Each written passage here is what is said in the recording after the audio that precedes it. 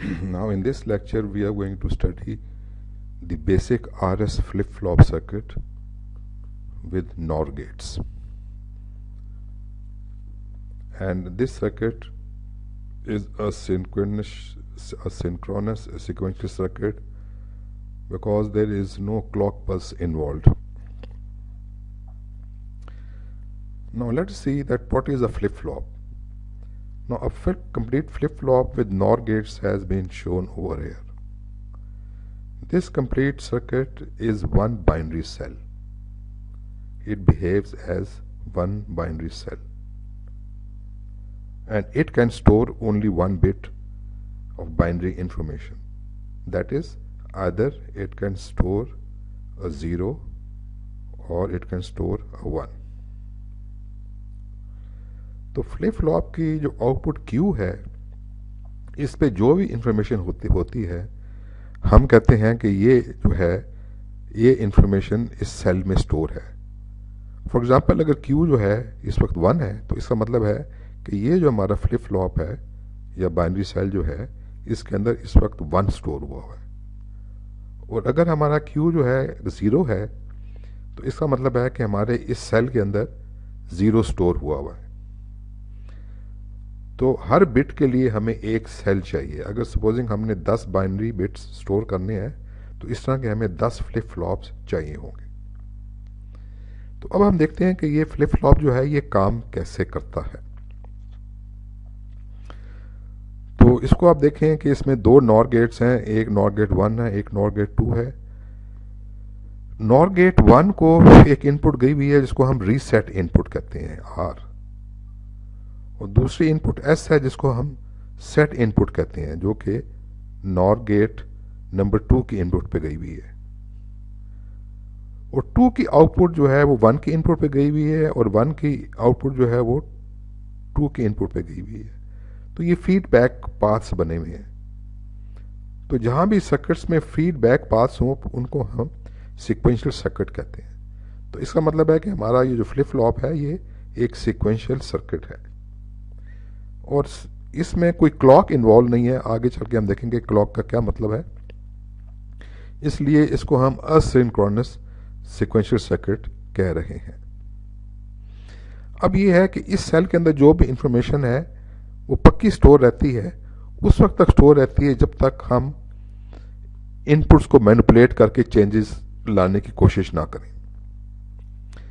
For example अगर हम चाहते हैं कि हमारे इस फ्लिप फ्लॉप में एक 1 स्टोर हो तो फिर हमें क्या करना पड़ेगा कि हमें जो इसकी सेट इनपुट है उसके ऊपर एक हाई कंडीशन लेके आनी पड़ेगी. एक पल्स ऐसी देनी पड़ेगी जो कि 0 to 1 जा रही हो, ठीक है, जो 0 से लो से हाई जा रही हो. जब यहाँ हाई कंडीशन पहुंचेगी तो Q जो है वो 1 हो जाएगा. जब Q 1 होता है तो हम कहते हैं कि ये फ्लिप फ्लॉप जो है ये सेट हो गया है. So when we say that flip flop is set, it means that output Q is equal to 1. अगर हम चाहते हैं कि हमारे इस फ्लिप फ्लॉप में 0 स्टोर हो तो 0 की स्टेट कंडीशंस होती है, उससे हम कहते हैं कि हमारा फ्लिप जो है वो रीसेट हो जाएगा. तो Q को 0 करने के लिए हमें ये जो रीसेट वाली इनपुट है इसके ऊपर एक हाई पल्स लेके आनी पड़ेगी. और जैसे ये हाई पल्स ले आएगी तो हमारा Q जो है वो रीसेट हो जाएगा यानी 0 हो जाएगा. जहाँ यहाँ हम हाई पल्स देंगे उस ख्याल रखें कि S जो है वो इस वक्त 0 होना चाहिए. तो S अगर 0 हो और R के ऊपर हम एक हाई पल्स दें तो क्या होगा कि हमारा फ्लिप फ्लॉप जो है वो रीसेट हो जाएगा. और रीसेट का मतलब है कि हमारे इस बाइनरी सेल में इस वक्त 0 स्टोर है और हमारा ये बाइनरी सेल जो है ये फ्लिप फ्लॉप जो है ये रीसेट स्टेट में है. जब R भी 0 हो और S भी 0 हो तो ये फ्लिप फ्लॉप जो है ये स्टेबल कंडीशन में कहलाता है और इस वक्त जो भी आउटपुट है इसकी जो कुछ इसमें स्टोर है वो चेंज नहीं हो सकता. ये इंफॉर्मेशन उसी वक्त चेंज होगी जब हम इन इनपुट्स को मैनिपुलेट करेंगे या इन इनपुट्स पे हम सिग्नल देंगे और हम सिग्नल वही देंगे जिस किस्म की हम आउटपुट चाहते हैं. यही सब चीज़ जो है ये आर एस फ्लिप फ्लॉप के ट्रूथ टेबल के अंदर डिस्क्राइब की हुई है।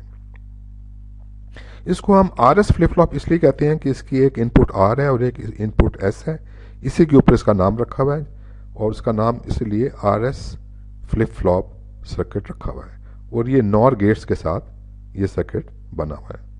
ये सारी चीज़ें जो हैं ये इसके ट्रूथ टेबल में डिस्क्राइब की हुई हैं। फॉर एग्जांपल अगर आप देखें कि अगर हम एस पे 1 लेके आए यानी सेट के ऊपर 1 लेके आए तो हमारा क्यू जो है वो सेट हो जाएगा यानी 1 हो जाएगा। तो ये देखें क्यू जो है ये 1 हो रहा है। अगर दोनों इनपुट 0 0 हैं तो ये अपनी स्टेबल कंडीशन में है और क्यू जो है वो चेंज कभी भी नहीं होगा जब तक ये अपनी स्टेबल कंडीशन में है।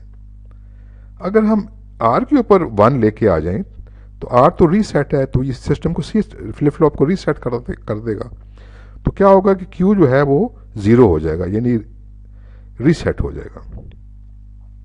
और फिर अगर दोनों इनपुट 0 0 हों तो ये स्टेबल कंडीशन है और जो चीज़ भी यहाँ पे स्टोर हुई थी वो अब मेंटेन रहेगी unless we want to change it again. एक चीज़ का ख्याल ये रखना है कि ये दोनों इनपुट्स एस और आर पे एक ही टाइम पे 1 नहीं देना, दोनों आर और एस को at the same time high नहीं करना। अगर हम इसको ऐसा करेंगे तो ये फंक्शन नहीं करेगा और यहाँ पर इनडिटर्मिनेट स्टेट आ जाएगी।